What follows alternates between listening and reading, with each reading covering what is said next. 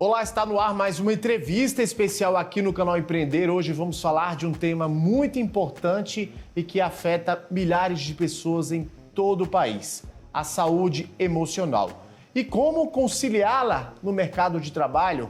A gente, para essa conversa, fez questão de convidar uma especialista, a Gisele Hidler, ela que é CEO da Faculdade Saúde Avançada e especialista, como eu disse, em saúde emocional. Gisele, seja bem-vinda aqui ao canal Empreender para esse bate-papo, para essa entrevista especial.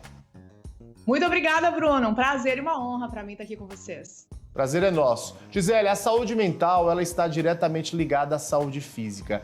A gente sabe aí que manter uma dieta equilibrada, dormir o suficiente, pelo menos 8 horas por dia, e incluir a atividade física na rotina, tudo isso faz parte do negócio, não é isso? Exatamente. Nós somos um sistema único, né? Então está tudo integrado. O nosso corpo, a nossa mente, o nosso espírito, nossa espiritualidade é um sistema só. Quando a gente cuida de uma coisa, é muito impressionante que automaticamente a gente começa a cuidar da outra também. Falando da inteligência emocional, Gisele, essa habilidade aí, com certeza, uma das mais buscadas do momento. Quando a gente sabe controlar essas emoções, as nossas emoções, fica mais fácil, não é isso? Enfrentar os desafios do dia a dia organizacional, correto? Exatamente. E hoje é cada vez mais procurado, sabe? E se tu for observar, Bruno, nas empresas, né? Normalmente as empresas, eu também tenho uma empresa, então eu também observo isso na minha empresa, mas normalmente as pessoas elas são contratadas por causa de uma habilidade, por causa do seu currículo, e elas são demitidas por causa do seu comportamento. E normalmente esse comportamento é baixa inteligência emocional. E aí eu te pergunto, como desenvolver, Gisele, essas habilidades, né? Como desenvolver essas habilidades no ambiente de negócios? Adorei tua pergunta e existe várias formas de desenvolver. E eu não estou dizendo que seja algo extremamente fácil, mas é simples. Uma das coisas é a autoobservação, sabe? Tem uma coisa bem interessante que é o nosso cérebro. E o nosso cérebro, ele foi desenvolvido há muito tempo.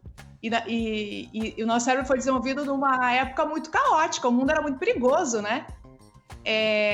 A gente precisava fugir de tantas coisas para não ser devorado. Então a gente tem hoje ainda isso instalado dentro de nós, esse gatilho do medo. Então a gente vive constantemente em luta e fuga.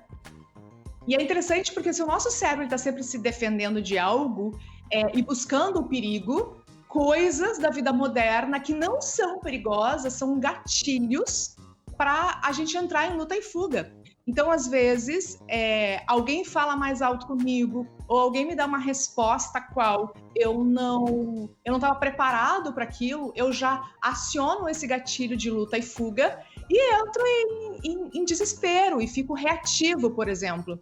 Então, a autoobservação. Se esse cérebro ele foi desenvolvido há tanto tempo, é como se nós estivéssemos vozes que ecoam dentro da nossa cabeça que mandam a gente fugir e correr, e no caso, reagir. Então, se a gente começa respondendo a tua pergunta, se auto-observar o que eu tô falando para mim mesmo, quais as conversas internas que eu tô falando aqui, elas são verdadeiras? Por exemplo, nossa, o fulano, ele me deixa muito sobrecarregado, eu não aguento mais esse trabalho. E aí a pergunta será que isso é uma verdade? Por que eu tô me sentindo sobrecarregado? Eu posso talvez parar um pouco, dar uma respirada, relaxar um pouco os meus ombros, entende? Responder perguntas, olhar para as coisas que a sua mente está falando e devolver a pergunta para ti mesmo, sabe? Isso é verdade? Ele está me sobrecarregando? Isso ajuda a te entender um pouco mais as questões internas, a forma que tu está dialogando contigo mesmo. Agora, Gisele, quais são as vantagens de desenvolver aí essas essa inteligência emocional e aplicá-la no empreendedorismo, para quem empreende no país? Paz. Uma das vantagens é paz, Bruno. Uma das vantagens é se sentir completamente leve, porque empreender é uma coisa pesada. O empreendedor, a pessoa que tem esse ímpeto de empreender, ele se sente já automaticamente sobrecarregado e pesado. Ele trabalha e tem desejos, e tem medos, e tem receios, e tem esse cérebro que coloca ele em posição também de luta e fuga, porque afinal de contas, né, tem essa coisa de que o mundo é perigoso. Então, quando tu começa a trazer mais leveza e entender que muitas das coisas que estão acontecendo apenas dentro da tua cabeça, que não é uma verdade, é apenas o teu cérebro conversando contigo, tu fica mais em paz e mais leve. E quando tu tá mais em paz e mais leve, tu consegue se focar mais. E quando tu te foca melhor, tu vai ter uma performance melhor. Então tu vai se relacionar melhor e enxergar as coisas com maior clareza. A pessoa que empreende melhor é a pessoa que gera mais clareza dentro da sua cabeça. Porque é a confusão que nos atrapalha, tanto nos relacionamentos quanto nos negócios. Então, no momento que tu começa a focar em ter inteligência emocional, tu gera essa clareza e isso também melhora os teus negócios.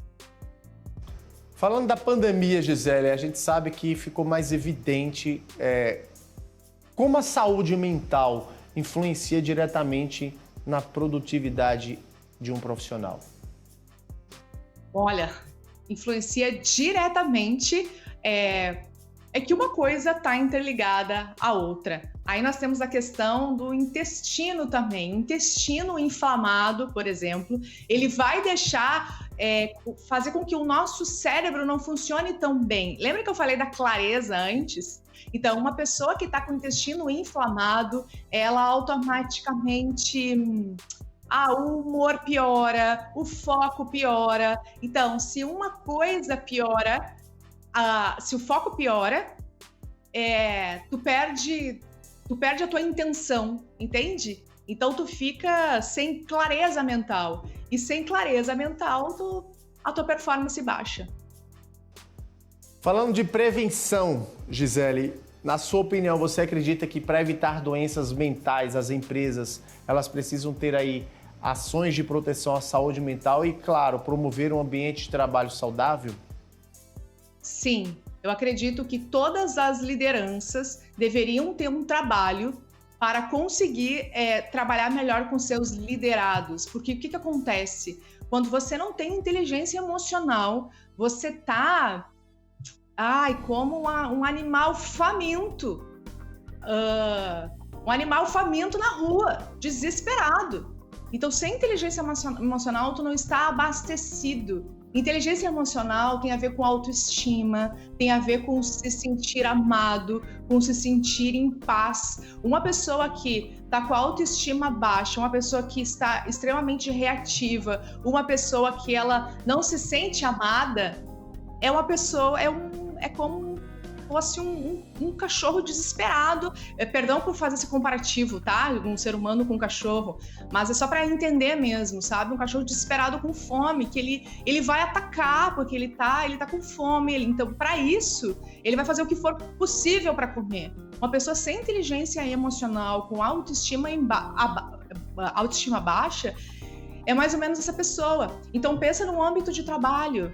Um líder que ele precisa liderar várias pessoas e ele se sente desse jeito, ele se sente um vazio, ele não está preenchido, ele não está focado, ele não está com uma mente limpa, ele automaticamente vai trazer um ambiente perturbador para os seus liderados. Então todos deveriam, a começar pelas lideranças. E como colocar essas ações de proteção à saúde mental em prática, principalmente as micro e pequenas empresas? É possível? É possível, sim. E vou te falar que existe mini ações que podem ser feitas, sabe? Ambientes de trabalho, próprio empresas pequenas, né? Sempre tem alguém que cuida, ou tu tem o recursos humanos, que ele pode também cuidar disso, é um profissional habilitado para isso, ou se não tem um recurso humano, normalmente tem alguém que é responsável por isso, certo? Ações simples, do tipo... tem um trabalho bem legal que a gente chama de peixinho, que você pode distribuir peixinhos dentro da sua empresa, que são mini recados de agradecimento para outra pessoa, né? Então, criar um momento onde todos os dias tu vai agradecer alguém por ter feito algo na empresa que foi valioso, ou alguma pequena ação que foi interessante para ti e que tu quer agradecer para aquela pessoa. Então, tu dá um peixinho, por exemplo. Ensinar as pessoas que trabalham contigo a respirar, por exemplo. Uma respiração, ela pode tirar você de um estado caótico. Então, você respira. Ensinar isso é tão simples, porque as pessoas, elas perdem o foco, muitas vezes, por não respirar. Você respira, você oxigena melhor o seu cérebro e você fica mais em paz e mais tranquilo. Então, ensinar as pessoas que trabalham contigo a respirar, por exemplo. É muito simples de fazer. Ou seja, isso que você está falando, Gisele, na verdade é que essa promoção da saúde mental no ambiente de negócios, dentro das empresas, ela não precisa, né, necessariamente ser algo caro ou que demande aí muito tempo de trabalho para a sua implantação, não é isso? Exatamente, não precisa ser nada caro. A gente faz aqui na empresa, por exemplo, ações de coaching. Então a gente e as pessoas, tá? Elas gostam de participar de coisas assim. Então nós fazemos alguns treinamentos ao longo do ano, onde as pessoas participam e elas vão cumprindo metas pessoais. Isso é extremamente interessante e benéfico. E quando o teu funcionário cresce mentalmente, ele cresce no âmbito familiar também, e ele nota e ele percebe uma preocupação genuína da empresa com o crescimento desse indivíduo, a empresa automaticamente cresce. Cresce também. Exatamente. E dá para nos dizer, Gisele, o que é que...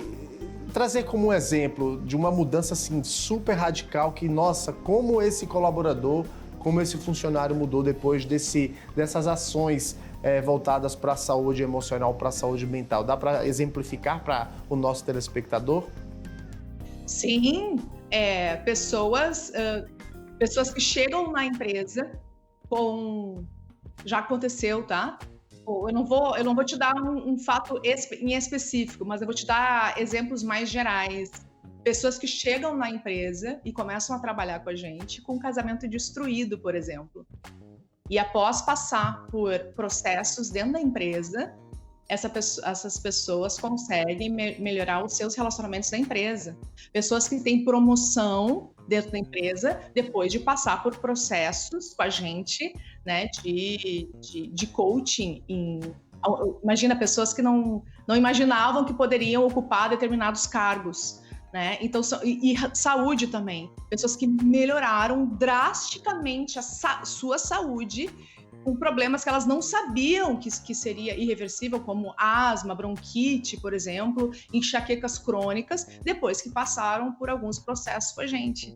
Então, é que quando tu melhora a inteligência emocional, todas as áreas elas são afetadas, porque tá tudo interligado. Saúde, relacionamento, espiritualidade, bem-estar, tá tudo ligado. Tu muda uma área, tu automaticamente muda todas as áreas. Então, tem várias coisas que a gente vê acontecer e dificilmente uma pessoa a gente não observa que tem algum crescimento aqui dentro depois de passar por alguns processos. E quando eu falo alguns processos, eu não estou falando que é um trabalho que a gente passa um tempão só olhando para isso. Não, é que isso faz parte do nosso negócio, né?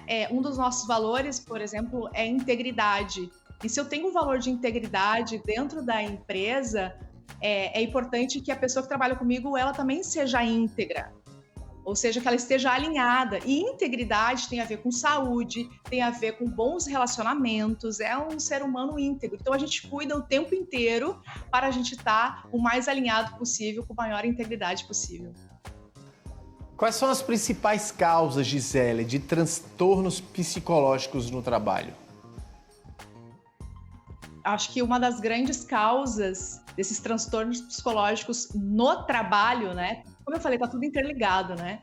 É justamente você acreditar nas vozinhas de dentro da tua cabeça, que falam coisas do tipo: você não é capaz, você não pode, ele tá te ameaçando, ele é um perigo, ele quer acabar contigo, você é insuficiente, aquelas coisas que a gente fala, eu não vou dar conta, e aí tu acredita. Esse é um dos maiores problemas. E como eu te falei, não só no âmbito do trabalho, mas no âmbito de qualquer área. Então, porque quando tu acredita nisso, tu vai reagir. Então pensa, é uma conversa interna que tu tem dentro da tua cabeça e que não é uma verdade. Mas quando tu compra como uma verdade, quando eu falo pra mim, eu preciso fugir disso porque ele está me ameaçando, eu tô comprando aquilo como uma verdade quando a pessoa só tá me dando trabalho. A pessoa me olha, me acha capaz de executar aquele trabalho e ela tá me dando um trabalho. E se eu acredito que ela está me ameaçando e entro nisso, eu começo a ver aquela pessoa, talvez o meu líder ou um colega, como um inimigo. E aí começam os conflitos. E aí eu não vou conseguir falar para ele isso, que eu tô me sentindo daquele jeito, porque eu já me sinto ameaçado. Então eu não consigo ter um diálogo. Quando eu olho para o meu diálogo interno, cara, isso não é uma verdade, eu posso, inclusive, falar com a pessoa mais abertamente sobre aquilo. Olha, eu tô pensando isso aqui, mas eu acho que é só um pensamento meu, eu acho que isso não é uma verdade. E eu queria conversar contigo o que tu acha a respeito, porque eu tô me sentindo ameaçada por ti. Entende que quando tu para e começa a analisar o teu próprio diálogo interno, você consegue ter um diálogo externo melhor com as pessoas. A questão é quando você acredita em todas as coisas que estão ali jogadas dentro da tua cabeça. Gisele, o papo tá muito bom, mas eu só vou chamar um intervalozinho, é bem rapidinho, a gente volta na sequência. Tá certo. E para você de casa, não sai daí, a gente volta já já.